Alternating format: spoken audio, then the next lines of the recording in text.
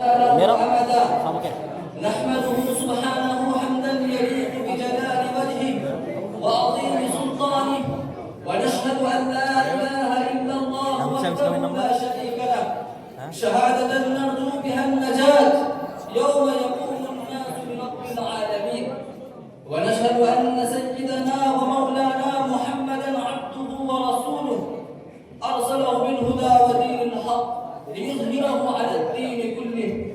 فصلوات الله وسلامه عليه وعلى آله وأصحابه الطيبين الطاهرين ومن تبعهم بإحسان إلى يوم الدين أما بعد فحضرة رئيس الاحتفال المؤقت والضيوف الأجلة والسادة الحاضرين إنني أريد أن ألقي أمامكم كلمات ضعيفة عاجزة عن كشف ما أخفاه ذلك الموضوع القوي الثابت البصير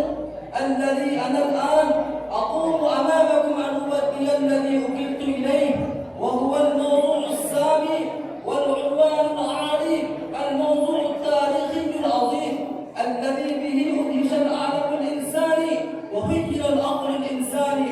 والذي لم يسبق في التاريخ من مسير ولا نذير وهي السيرة الطاهرة السيرة الفاضلة سيرة من مدت عليه الفصاحة نطاقها وشدت به البلاغة نطاقها وسيرة من بعثه الله تبارك وتعالى بالآيات الباهرة والحجج القاهرة سيرة النبي محمد بن عبد الله صلوات الله وسلامه عليه إخواني البررة والله أنا العاجز العريان أن أبين عن سيرته صلى الله عليه وسلم فلذا أبدأ بما ذكر لنا ربنا في كتابه الباقي إلى يوم القرار هذه المنة التي تطبق عنق كل مسلم في كل عصر ومصر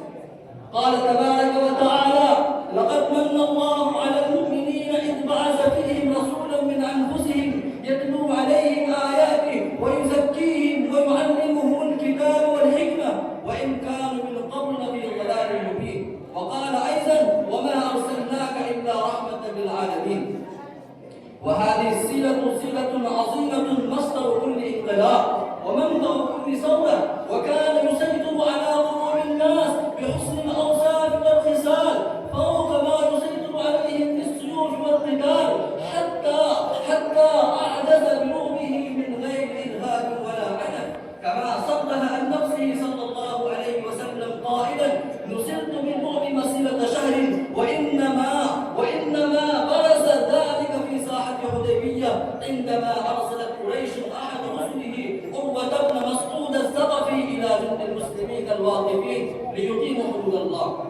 وكان عروة جعل يرمق أصحاب رسول الله صلى الله عليه وسلم وتعظيمهم له فرجع إلى أصحابه فقال أي قومي والله لقد وفدت على الملوك وعلى قيصر وكسرى والنجاشي والله ما رأيت ملكا يعظمه أصحابه ما يعظم أصحاب محمدا صلى الله عليه وسلم والله إن تنخض نقامة إلا وقعت في كف رجل منهم فذلك بها وجهه وجلده وإذا أمرهم يتبادل أمره وإذا توضأوا كانوا يقتلون على وضوئه وإذا تكلم خبطوا أصواتهم إليه وما يحطون إليه النظر تعظيما له وقد عرض عليكم خطة رشد فاقبلوها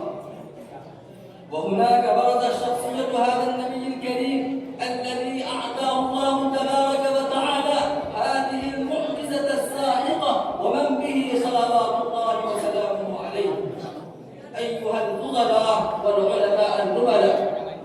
والنبي صلى الله عليه وسلم ما أرسله الله تبارك وتعالى ليخرج عبادا وزهادا معدودين بل إنما أراد الله ببعثته أن يغلب دينه الأديان كلها وأن تغلب شريعته الشرائع كلها وأن يغلب منهجه المناهج كلها فبعثه الله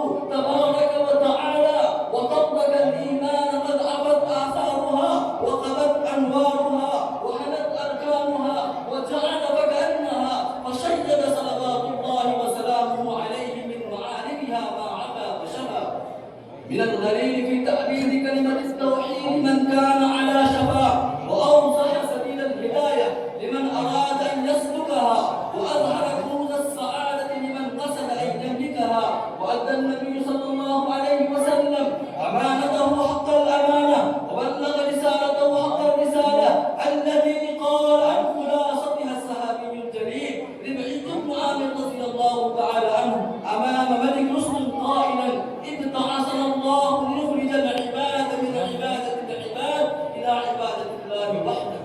ومن زيغ الدنيا إلى سعتها، ومن جور الأديان إلى عدل الإسلام. فهذا محمد بن عبد الله النبي الأمين، فاز من تمسك بسنته وخاب من غفل عن طريقته.